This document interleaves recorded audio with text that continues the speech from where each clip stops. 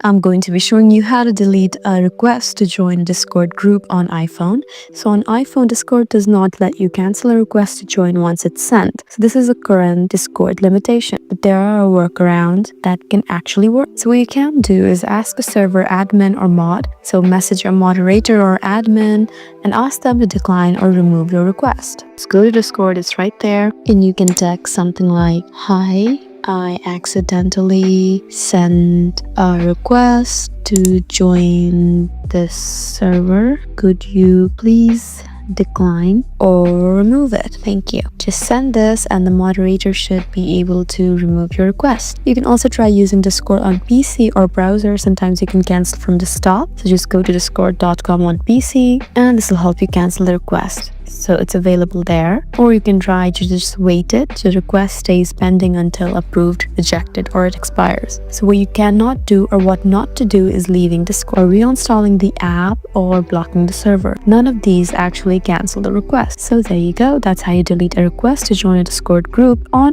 iPhone. I hope this video was helpful for you. Please leave us a like and drop us a comment down below, and we'll see you again in our next video. Thank you for watching.